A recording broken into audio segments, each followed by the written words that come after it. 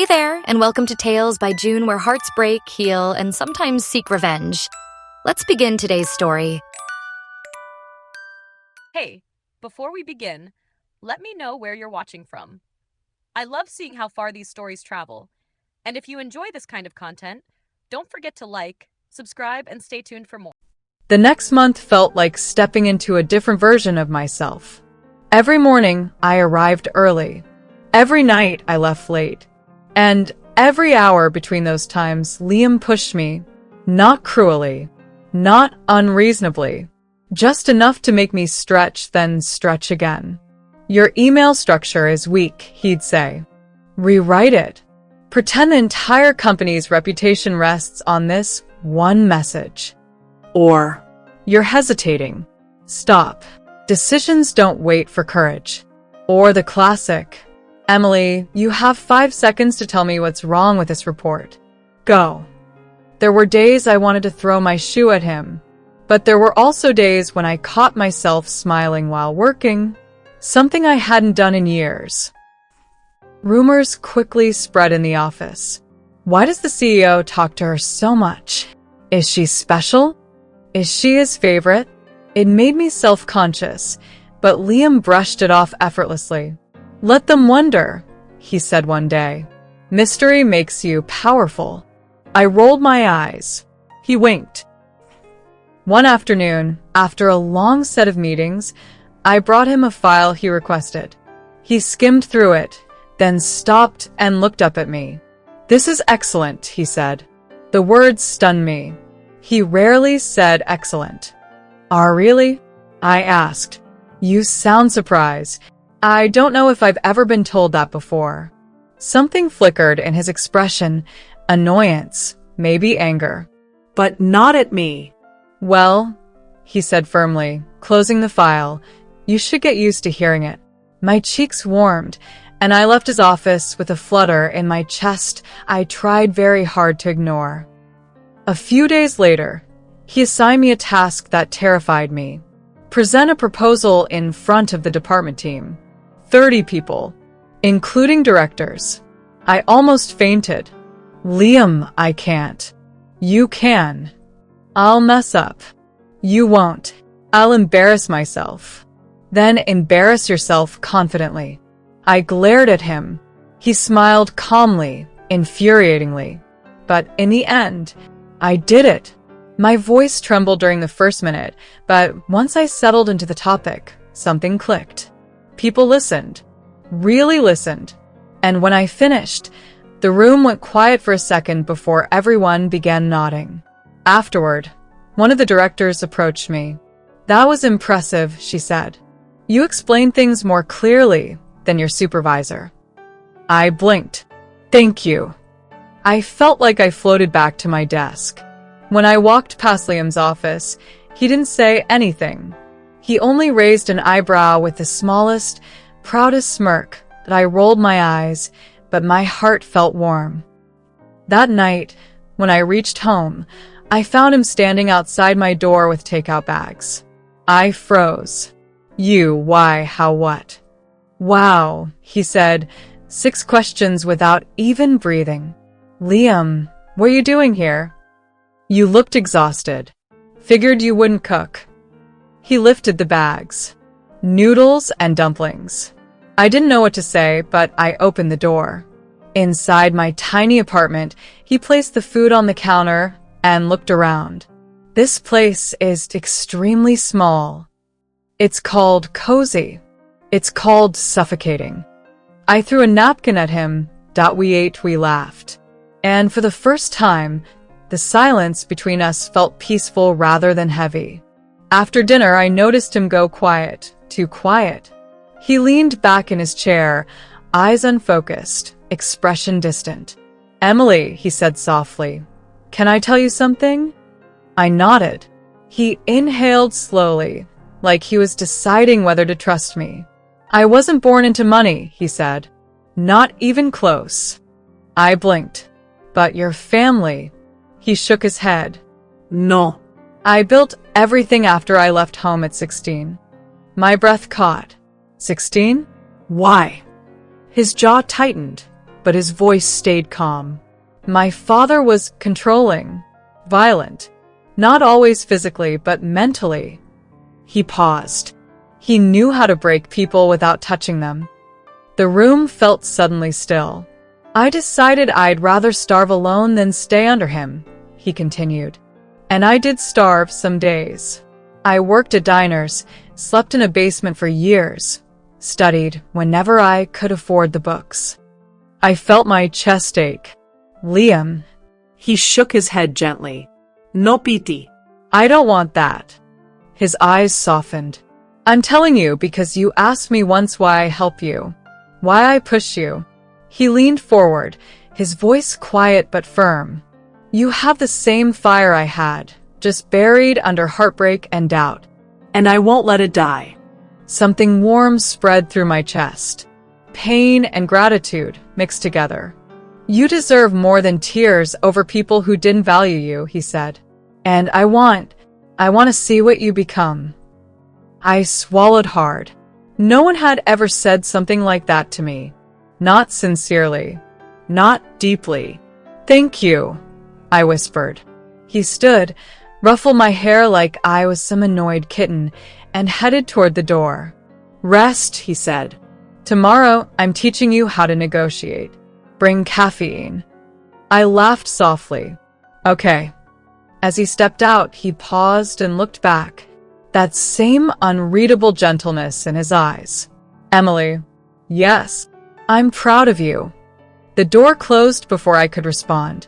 And for the first time since my whole world shattered, I didn't cry because I was broken. I cried because for the first time, I felt like I was becoming someone new. Someone stronger. Someone who finally mattered. A month into my job as Liam's executive assistant, things started to shift. At first, people treated me with polite curiosity. Small smiles. Quick nods. Nothing more. But the more responsibility Liam gave me, the more eyes followed me when I walked through the halls. Especially her. Madison Clark. Tall. Beautiful. Sharp cheekbones and even sharper tongue. She'd been at the company for years and made sure everyone knew it. She ran operations meetings like a queen addressing her court. And she hated me from the moment Liam said, Emily will take over that task. One afternoon, I walked into the staff lounge. The chatter fell silent like someone hit a switch. 2 interns looked away quickly. A group of analysts pretended to be deeply fascinated by the coffee machine. I kept my head high and grabbed my drink, but I could feel Madison's stare burning into my back. She must be doing something for him, she said loudly. People don't just get promoted because of talent. Laughter. Whispering. My hand tightened around the cup, but I didn't turn around. I'd learned. Sometimes silence was the strongest answer. Still, the sting lingered. Later that day, Liam called me into his office. He didn't look up right away. He was typing, focused, sleeves rolled up, hair slightly messy from running his hands through it. He always looked like this, expensive, intense, and strangely human. Emily, he said without looking at me, did something happen downstairs? My heart skipped. How did you? He finally lifted his eyes. They were sharp, observant, too observant. I saw your face when you got off the elevator, he said. Tell me. It's nothing, I muttered. He leaned back in his chair. I don't have time for lies. I exhaled slowly. People think I'm getting special treatment because I'm your assistant. His jaw tightened. And who said that? No one important. Emily. Madison. He didn't react at first. Then he stood up, walked to the window, and stared out at the skyline like he was deciding whether to burn the building down. Do you want me to handle it? He asked. No, I said quickly. If you step in, it will get worse. He turned toward me, his voice low. I don't care if it gets worse for them. But I care, I whispered. That made him go quiet. Then he nodded once, slow and controlled. Fine. But understand something. He walked closer, stopping right in front of me. I expect the best from you, because you are the best, not because of anything else. His words hit deeper than he probably intended. I swallowed. Thank you, sir. His lips twitched. You only call me, sir, when you're nervous. I glared. I'm not nervous. You're always nervous, he said softly. My breath caught. He stepped back before I could respond, his expression returning to CEO mode. Meeting at 3. Prepare the files. I left with warm cheeks and a confused heart. The whispers didn't stop. Look at her, always in the CEO's office. She must be sleeping with him. She got promoted way too fast. She flirts with him, obviously. I tried to ignore it, but even steel cracks after enough hits. One afternoon, I slipped into an empty conference room, closed the door, and covered my mouth with my hand as tears spilled out. I'd worked so hard. I'd rebuilt my life from ashes. And still, people found ways to make me feel small. I didn't hear the door open until a familiar voice spoke behind me. Emily. I froze. Liam. Of course. He stepped inside and closed the door. Hey, he said softly. Look at me. When I didn't, he came closer and tilted my chin up with a single finger. His eyes softened instantly. What happened? For a moment, I couldn't speak. Then everything came tumbling out. The whispers, the mocking smiles, Madison's comments, the way it chipped at me little by little. When I finished, he exhaled a long breath and sat beside me. Do you want to know something? He said. I wiped my eyes. What? This company wasn't built with kindness. It was built with competition. People will attack anyone who rises faster than they did. That doesn't make it hurt less. No, he said quietly. It doesn't. He leaned forward, elbows on his knees. When I first became CEO, people said I didn't deserve it, that I was too young, that I must have slept my way up. My head snapped toward him. That's ridiculous. He smiled faintly. Exactly. But rumors don't need logic. They only need insecure people. His voice softened. You're becoming someone powerful, Emily. And power always attracts jealousy. I swallowed. I don't feel powerful. You will, he said. And until then, let me be strong for you. My chest tightened in a way that scared me. Warm. Dangerous. Alive. But not as your boss, he added. As someone who cares. I looked at him, truly looked at him, and for a moment, I forgot about the pain. Forgot about the whispers. Forgot about everything except the way he saw me. Not as broken, not as weak, but as someone worth fighting for. He stood, straightened his tie, and extended his hand. Come on, he said. Let's get back. We have a company to run. I took his hand, and for the first time in a long time, I didn't feel alone. Not even a little. Our first business trip came at the worst possible time. The company was negotiating a contract with a major tech firm in Seattle, and Liam wanted me there to assist with coordination, notes, and scheduling. You're ready, he told me quietly as we boarded the plane. His confidence in me felt like a warm blanket I wasn't sure I deserved. I tried to stay calm, but being so close to him, on a plane in a new city with long hours ahead, created a tension I didn't want to acknowledge. We landed late, checked into the hotel, and immediately went over the schedule. Liam sat on the sofa, sleeves rolled up, reading through documents. I sat across from him, typing. You're nervous, he said without looking up. No, I'm not. You're tapping the pen. I looked down. The pen was tapping a frantic rhythm against my notebook. He smirked. I know you by now. I rolled my eyes, but deep down it felt nice. Scary, but nice. Our first business trip came at the worst possible time. The company was negotiating a contract with a major tech firm in Seattle, and Liam wanted me there to assist with coordination, notes, and scheduling.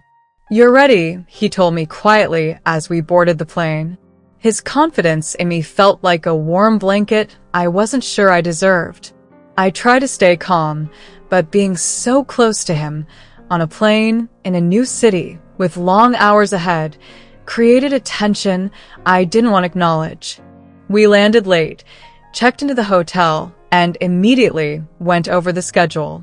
Liam sat on the sofa, sleeves rolled up, reading through documents. I sat across from him, typing. "You're nervous," he said without looking up. "No, I'm not." "You're tapping the pen." I looked down. The pen was tapping a frantic rhythm against my notebook. He smirked. "I know you by now." I rolled my eyes, but deep down it felt nice. Scary, but nice. The next morning, we nailed every meeting. People listened when I spoke. I managed schedules, clarified points, even corrected a mistake in a proposal draft. Liam didn't say much during the meetings, but I caught him watching me several times. Not in a creepy way, more like he was proud. On the flight back, he leaned toward me and whispered, "You made my job easier today." My heart slammed against my ribs. I looked away, pretending to fix my seatbelt. And he added, "That dress made you look extremely confident." I nearly choked on air. He laughed low and soft. I hated how much I liked that sound. But while I was beginning to rise, someone else was digging. Madison. I should have guessed she wouldn't let things go. Someone as petty as her never leaves a stone unturned. And one afternoon she found it. My past. My humiliation. The broken engagement. The fact that the man I was supposed to marry ended up proposing to my sister. I didn't know how she learned it. Maybe social media, maybe digging through old posts, maybe contacting someone from my hometown. All I knew was that the next morning, the office felt different. Quiet. Too quiet. When I walked into the elevator, two women stopped talking immediately. One of them bit her lip, trying not to smile. By lunch, the whispers followed me like shadows. She got dumped for her own sister. That's why she moved here? Wow, imagine being that unwanted. No wonder, she clings to the CEO. My stomach twisted so hard I could barely breathe. My past, the thing I tried so hard to escape, was suddenly printed across everyone's faces. I kept my expression neutral, but inside, everything was collapsing. By afternoon, I was shaking. I hid in a storage room and pressed a hand to my mouth, trying not to sob out loud. A knock came. Of course. Him. Emily. Liam's voice was soft but sharp with concern. I didn't answer. He opened the door anyway, eyes widening when he saw me curled against the wall. "Oh God," he whispered, and in seconds he was kneeling in front of me. "What happened? Who hurt you?" I shook my head, but tears spilled anyway. "Everyone knows," I rasped. "About my engagement. About my sister. About everything." Liam froze. Then something dangerous flickered in his eyes. "Who told them?"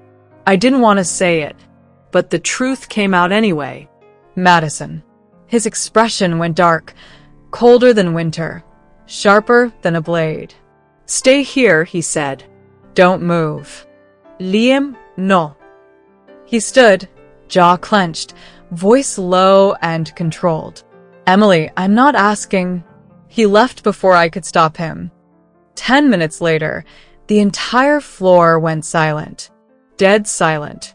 Through the glass walls, I saw Liam standing in the middle of the operations department.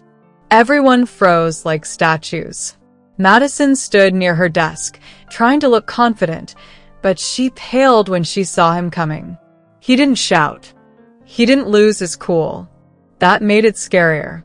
"I heard you've been spreading personal information about my assistant," Liam said, his voice calm but lethal. Madison swallowed. I only shared what people were already talking about. And who started it? She looked away. Pack your things, he said quietly. You're done here. Gasps echoed across the floor. What? You can't fire me over. Over violating employee privacy? Over workplace harassment? Over creating a hostile environment? His tone cut like ice. You're lucky I'm not filing a legal complaint. Madison's eyes filled with tears, but no one stepped in to defend her. People stepped away instead, like she carried a contagious disease. Liam didn't look at her again. He walked straight to my office. When he found me, he closed the door and let out a slow breath, like he had been trembling too. Emily, he said softly, crouching in front of me again. You're safe now. I burst into tears. He pulled me into his arms without hesitating. I shouldn't have let him. I knew I shouldn't. It crossed lines we weren't supposed to cross. But in that moment, I didn't care. He held me tightly, one hand on my back, the other on the back of my head.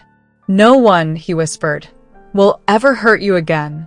Not in this company. Not anywhere near me. I sobbed into his shoulder, and he didn't let go until I calmed. When I finally pulled away, embarrassed, he brushed a tear from my cheek with his thumb. Emily, hear me clearly, he said. What they said about you. It doesn't define you. What he did to you doesn't define you. And what she tried today. His voice hardened. Only shows how threatened they are by the woman you're becoming. My throat tightened.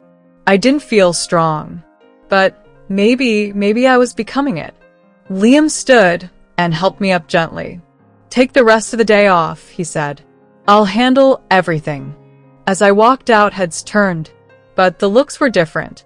Not mocking, not amused, respectful, almost apologetic. And as I left the building, I realized something. The past they tried to use against me, it didn't break me this time. It revealed how far I had come. Falling for Liam wasn't a sudden moment. It was slow, unwanted, quiet, like a soft tide that kept brushing against my feet until one day I realized I was standing in the ocean. Every time he called my name, something fluttered in my chest. Every time he looked at me a second too long, my breath hitched. Every time he defended me, guided me, pushed me, something inside me opened wider. I tried to ignore it. I tried so hard. But one night, after a long charity gala, everything slipped out. The gala ended late. I was exhausted, my feet aching in heels, but Liam insisted on driving me home. The city lights blurred through the window. Jazz played softly on the radio. Emily, he said after a long silence, you were incredible tonight. Thank you. People listened to you. They respected you. I nodded, staring at the lights. My heart thumped uncomfortably. Then he added quietly, I'm proud of you. Really proud. And that was the moment my heart cracked open. Because those words, those soft words, were all it took. When we reached my apartment, the night felt too still, too intimate. He walked me to the door like he always did. Good night, he said, smiling. But I didn't step inside. Instead, the words slipped out without warning. I like you. His smile slowly faded. I mean more than like, I whispered. I think I've fallen for you. The air turned thick, Heavy. almost suffocating. Liam froze completely. No blinak. No bres. Just wide eyes staring at me like I'd set the world on fire. Emily, he finally said, voice barely above a whisper. I waited, terrified, heart pounding, but he didn't speak again. He just looked shocked, like he didn't know what to do with the words I'd handed him. My stomach twisted in humiliation. I'm sorry, I blurted out. Forget it. I shouldn't have said anything. Wait, Emily. But I pushed past him, opened my door, and rushed inside. Emily, stop. I didn't. I closed the door in his face and leaned against it, tears burning down my cheeks. Inside the hallway, I heard him exhale sharply, then a quiet, pained, "Damn it." The next day, I avoided him. Not just avoided. I practically ran from him.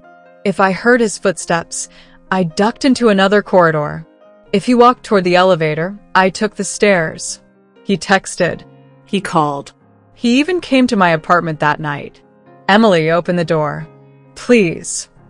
I sat on the floor, back against the wood, silent. He didn't leave for a long time. On the third day, he finally cornered me, literally between the elevators and the conference room. Stop running, he said breathlessly. I'm not, Emily. I swallowed. I embarrassed myself. Let's just forget.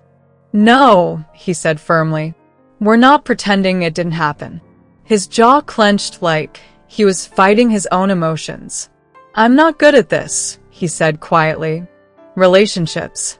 Feelings. I've never had one. I've never tried. I don't know how. I looked up, stunned. Never. He nodded. I've been alone my entire life. I built everything by myself. I don't know how to share that world with someone. My throat tightened, but he said, voice softer, I want to try. With you. My breath caught. I can't promise I'll be perfect, he continued. I can't promise I won't mess up or say the wrong thing. I can't promise I know how to love the way people expect. His eyes softened with sincerity. But I want a chance. I want us. Tears gathered in my eyes. Liam, so please, he whispered, don't run from me. I exhaled shakily. I won't. He took my hand gently, almost nervously. And even though it wasn't a dramatic kiss or confession, it felt like something huge quietly began that day. 2 years passed. Slowly, beautifully, with small steps, learning each other's rhythms. Liam grew softer. I grew stronger. He learned to talk. I learned to listen. We fought sometimes, mostly because he was stubborn and I was emotional, but he always came back, always apologized, always tried. We kept our relationship private at work, but everyone figured it out eventually. They smiled more than whispered now. Madison was long gone. I didn't miss her. My life finally felt steady, safe. Meaning? Then one weekend, my parents came to visit me. They hadn't been to my new city in years. The moment I opened the door, my mother burst into tears. My baby, she whispered, hugging me tightly. You look so happy. I laughed and wiped her face. Mom, stop. My father kissed my forehead. I'm proud of you, Emily. You built a life. When Liam arrived later with coffee and flowers, my parents froze for a split second. Not because they were nervous, but because of how he looked at me, like I was the most precious thing in the room. My mother pulled me aside once Liam went to place the flowers and water. Emily, he loves you. I smiled softly. I know. She squeezed my hands, tears in her eyes. You deserve this.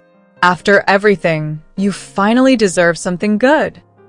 My father shook Liam's hand firmly. Take care of her. Liam nodded with rare sincerity. I will. Always. And in that moment, surrounded by the 2 people who raised me and the 1 man who rebuilt me, I realized something beautiful. I wasn't the girl who was humiliated at an engagement party anymore. I wasn't the girl who ran away. I wasn't broken. I was loved, cherished, finally at peace. I heard about their fights long before I saw them again. It started with whispers online, short clips from charity events, articles about tension between the newlyweds, and comments from people who attended their business seminars. I wasn't looking for it. It just floated into my feeds. People love drama, and Ava and Ethan were public enough for rumors to travel fast. I always scrolled past it, or tried to.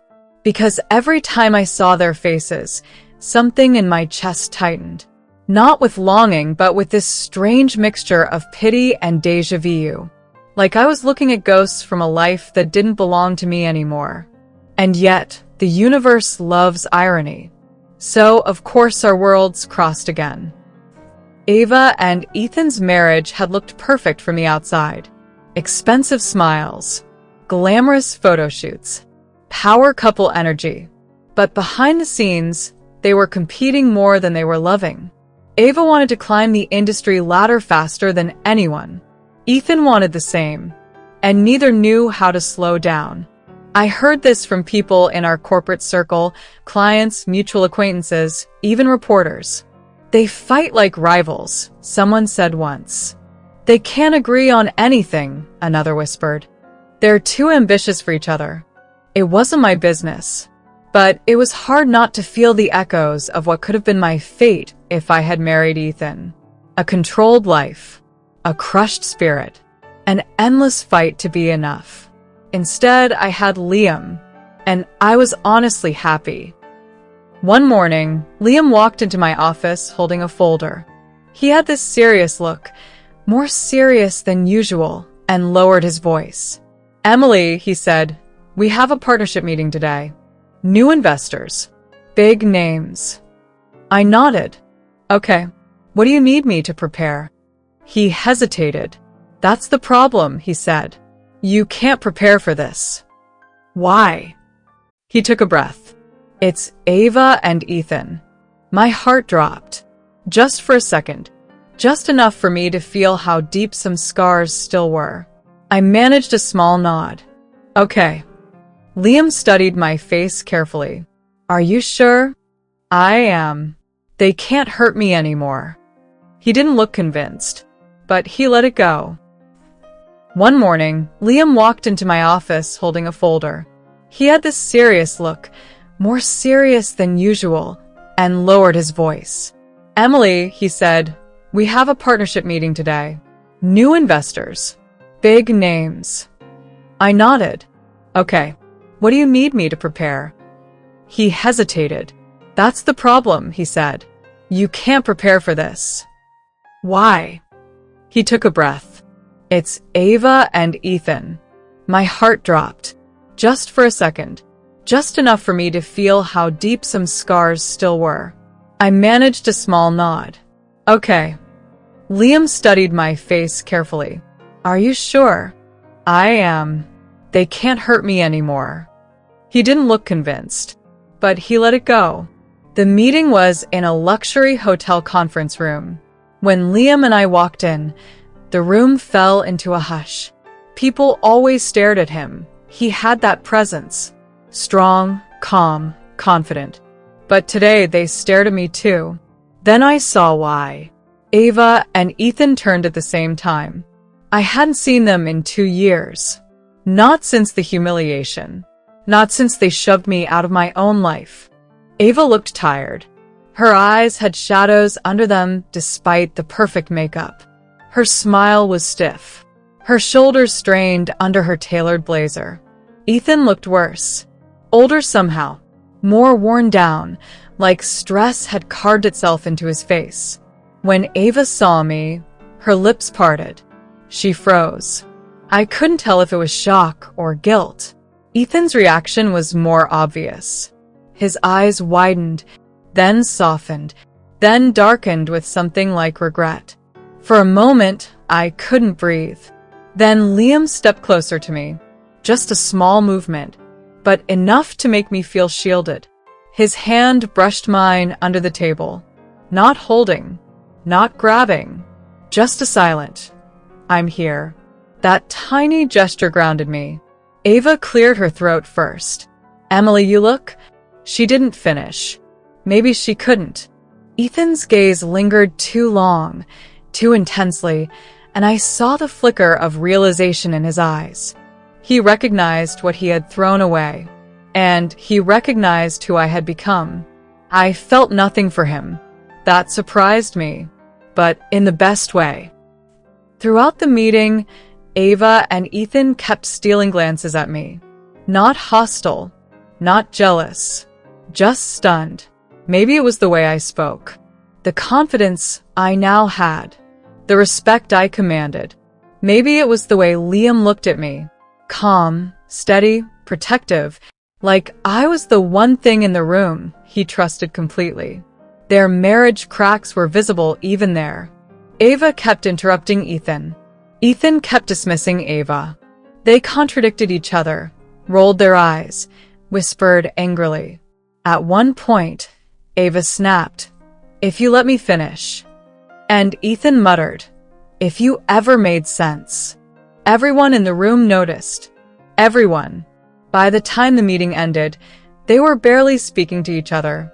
And everyone was looking at me with something like awe, because I was the calm one, the confident one, the one who had risen instead of breaking. As we left the room, Ethan called out behind me, "Emily, can we talk?" Liam stiffened beside me. I didn't even look back. "No," I said. "You lost that right a long time ago." And I walked away. In the car, Liam didn't say anything for a minute. Then he asked quietly, "Are you okay?"